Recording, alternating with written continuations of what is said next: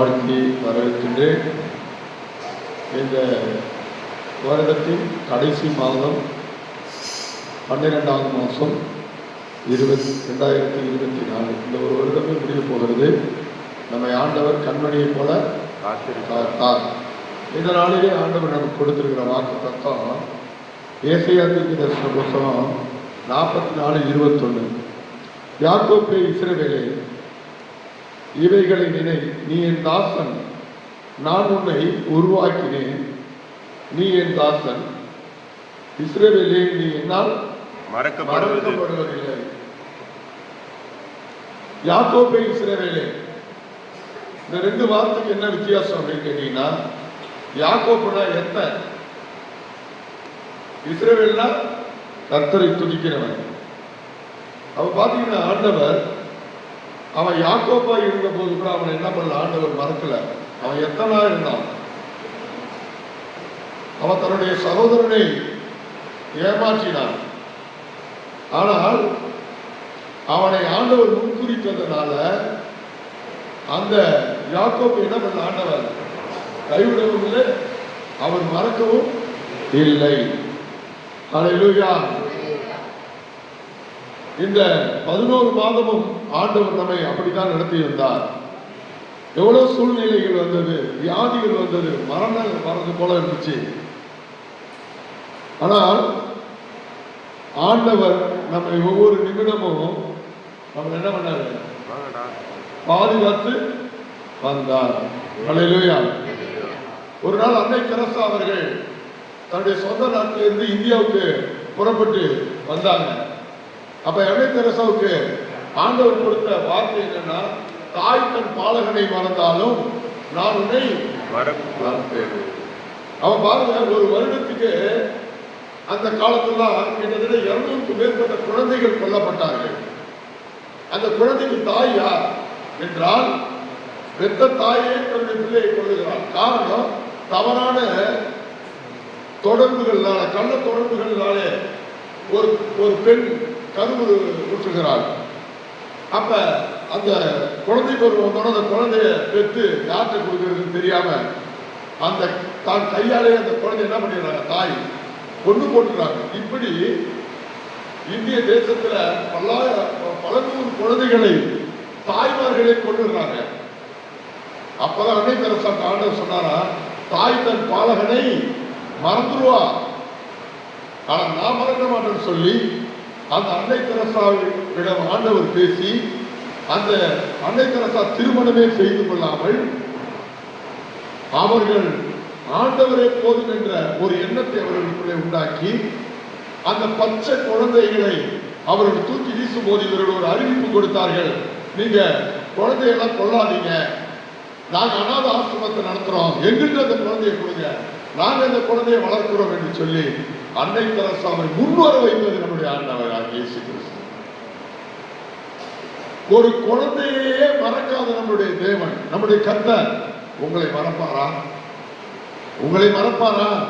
மறக்க மாட்டார். உங்களுடைய பொருளாதாரத்தை அவர் அறிந்திருக்கிறார். உங்களுடைய பரிசுத்தத்திற்காக நீங்கள் போராடுகிறதை அவர் அறிந்திருக்கிறார். உங்கள் பிள்ளைகளுக்காக நீங்கள் போராடுகிறதை அறிந்திருக்கிறார். நீங்க அனாதையா தாய் இருந்தாங்க, இவ்வளவு நாள் எனக்கு எல்லாமே செஞ்சாங்க, இப்ப எங்க அம்மா இறந்து போயிட்டாங்க, நான் என்ன பண்றது? பயப்படாத, கர்த்தர் உங்க கூடவே இருக்கிறார். என் கணவன் இவ்வளவு நாள் இருந்தாரு, என் கணவன் இப்ப ஒன்றும் பிரோஜனம் இல்லை, நான் என்ன பண்றது? கணவனால் அல்ல, கர்த்தர் உன்னை மறக்க மாட்டார். அல்லேலூயா. பிள்ளைய நம்பி எல்லா சொத்தையும் வித்து என் பிள்ளைய படிக்க வச்சேன், இப்ப பிள்ளை அது நான் கொண்டாடி வந்தவன என்னை கை விட்டுட்டு போயிட்டாங்க, நான் வயசான காலத்துல என்ன செய்வேன், என்ன செய்யறதுன்னே தெரியல சார், இனி நான் தூக்கு மாட்டிட்டு சாக வேண்டியதான்.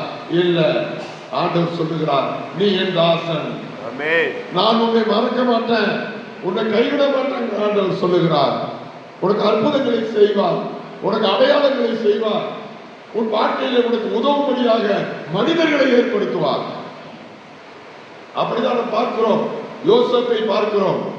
யோசேப்பு அவன் தன்னுடைய தாய் தகப்பனால மறக்கப்பட்டு விட்டான். 17 வயசுல அவனை தோத்து விட்டாங்க, அவனை அடிச்சாங்க, அவனை குழிக்குள்ள போட்டாங்க, அவனை காசுக்கு வித்தாங்க, ஜெயில போட்டாங்க, எல்லாரும் மறந்துட்டாங்க. அண்ணன் தம்பி மறந்தான், தாய் தாப்பன் மறந்துட்டாங்க, அந்த நாட்டில் உள்ள சொந்த பந்தங்கள் எல்லாம் மறந்து போனார்கள். ஆனால் கர்த்தர் அவனை போஷிக்கிறதுக்கு ராஜாவை ஏற்படுத்தினார். அல்லேலூயா. ஒரு ராஜா அவனை கூப்பிடுறான். யாரா? யோசேப்ப. அவன் சொல்றான், நீதான் அந்த தேசத்துக்கு ராஜாங்கிறான். ஏன் அந்த யோசேப்பை பராமரித்த கர்த்தர், அவனை பராமரிப்பதற்காக ஒரு அற்புதத்தை செய்த கர்த்தர் உன் வாழ்க்கையில ஏன் செய்ய மாட்டார்? உனக்காக ஒரு அற்புதங்களை செய்வார் ஆண்டவர், அடையாளங்களை செய்வார். வேதம் சொல்லுகிறது, உபாகமம் 4:31 வாசிங்க. அதில் அவர் சொல்லுகிறார், நான் உன்னை மறக்க மாட்டேன்.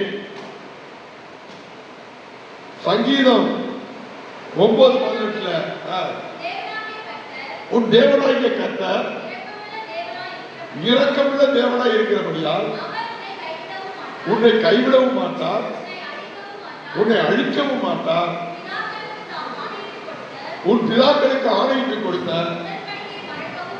உடன்படிக்கையை மறக்காமல் உன்னை பாதுகாப்பார். அல்லேலூயா.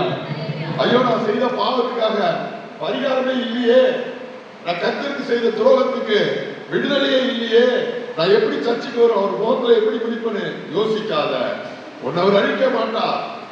நமக்கு முற்பிதாக்களுக்கு ஆண்டவர் சத்தியம் பண்ணி கொடுத்திருக்கிறார், நம்மை வாழ வைப்போம் என்று.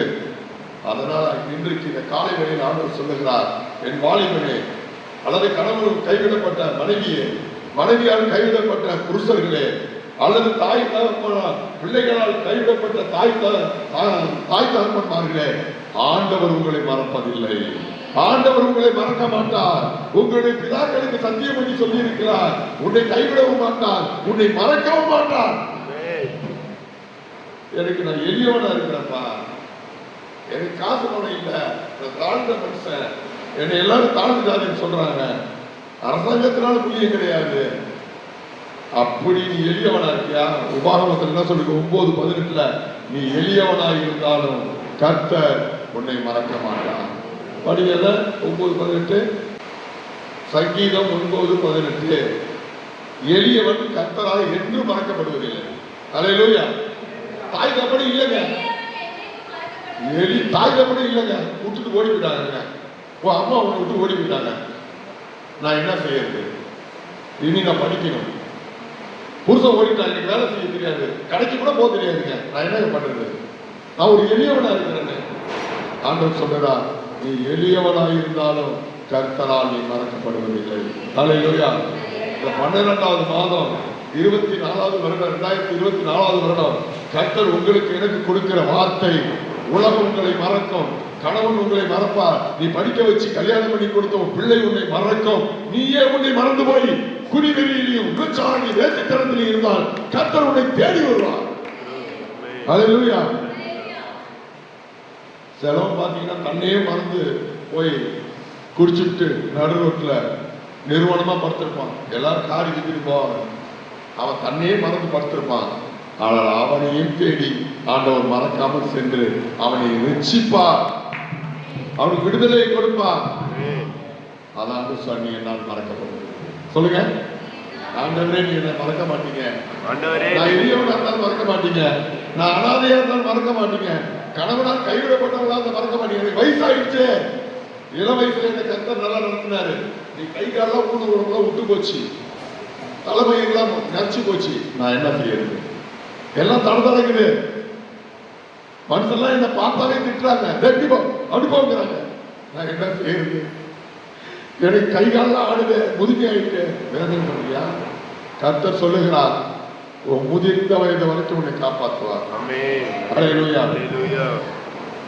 ஆகையினாலே நீ அவருடைய தாசன், என்றைக்கு கர்த்தர் உன்னை மறக்க மாட்டார். நீ அவருடைய பிள்ளை, உன்னை என்றைக்கு மறக்க மாட்டார். இந்த வசனத்தை நீங்க ஞாபகம் வைத்து தியானிங்க. கர்த்தர் தாமே உங்களை ஆசீர்வதிப்பாராக. God bless you.